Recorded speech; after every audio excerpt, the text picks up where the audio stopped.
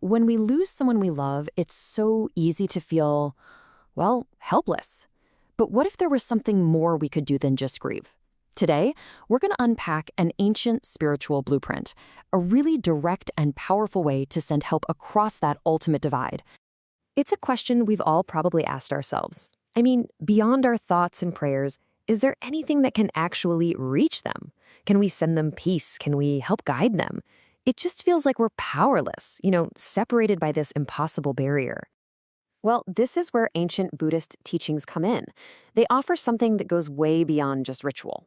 It's more like a kind of spiritual technology, a really structured method that's specifically designed to generate and direct powerful, positive energy to help the departed. At the very heart of this blueprint are what's known as the 4 bases of power, or Sawyuijok in Korean. The best way to think about this is like a spiritual engine. It's the unique combination of these 4 elements that generates the focused power you need to go beyond the boundary between life and death. Okay, so here they are, all 4 of them together: will, effort, concentration, and wisdom. See how each one built on the last? It creates this complete and really potent system. So let's dive in and break down what each of these really means. First step is will. And we're not talking about just a casual wish here. This is a deep, from the heart vow, a really earnest and powerful desire to see the person you've lost freed from any kind of suffering. This powerful intention, that's the ignition. It's the spark that gets the whole engine running. Next, we've got effort. Because, a great intention is just the start. It has to be powered by action.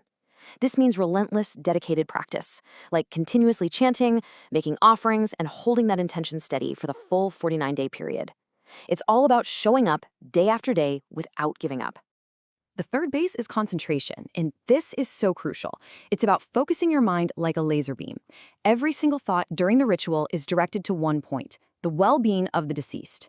When you do that, you can achieve this deep meditative focus known as samādhi, which turns all that scattered mental energy into a single, powerful, coherent wave. And finally, we have wisdom. This is the understanding that guides the whole practice. It's the insight into the fundamental laws of reality, things like karma, cause and effect, and that deep realization that life and death are just parts of a much larger, impermanent cycle. This wisdom is what gives the practice its context and really its ultimate power. So we have this 4-part engine, and it's generating this immense spiritual power. But how does that power actually get across the ultimate divide? Let's take a look at how this practice literally builds a lifeline to the beyond. Okay, so according to these teachings, for 49 days after passing, a consciousness can be in what's called an intermediate state, or jungyu, which can be a really turbulent and confusing time. And this is such a powerful metaphor for our practice. It acts as an anchor. The stable, focused energy we generate gives that consciousness a point of stability, helping it navigate the stormy seas of its own karma. And that's the key difference, right? It's not just about going through the motions. Look at the comparison. A distracted ritual with scattered thoughts, the energy is weak and it's going to have a very limited effect. But a focused practice, with that concentrated state of samādhi we talked about, that's when you generate powerful spiritual vibrations. Vibrations that are actually strong enough to transcend space-time and reach the person you're trying to help. Now, this is where things get really, really interesting. You might think this whole effort is a one-way street, right? A gift you're sending to the departed. But the teachings reveal this incredible twist about who actually gets the most out of it. 6/7. Just look at that fraction for a second. What could that possibly mean? Well, it's the key to understanding the profound and maybe totally unexpected reward of this practice for the person who's still living. And there it is. Get this. Of all the merit, all the positive energy, the insight, the good karma generated through this intense practice, only 1/7 of it goes to the deceased. A mind-blowing 6/7 of the benefit, in the form of deep peace, clarity, and wisdom, comes right back to you, the practitioner. So why does that happen? Because this whole process is an incredible spiritual training ground. By engaging so deeply with these huge concepts, life, death, karma, for someone else, you're forced to confront the impermanence of your own life. It becomes this powerful living meditation on your own actions and your own path, and that leads to tremendous personal growth. Okay, there's one last crucial piece that makes this all possible. Because let's be honest, even with our absolute best efforts, our own power is finite.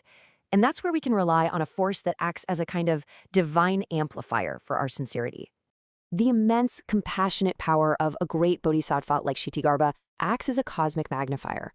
Our sincere, focused efforts, even if they feel small, are taken and amplified. This ensures that a truly powerful, positive energy gets delivered effectively to the deceased, helping them find a peaceful path forward.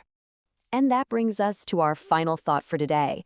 This entire blueprint is really a testament to the incredible power of a focused mind.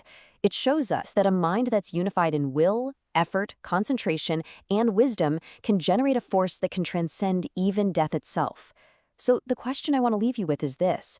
If that power can cross the greatest barrier we know, what barriers in our own lives, our own challenges, our own goals could it help us overcome?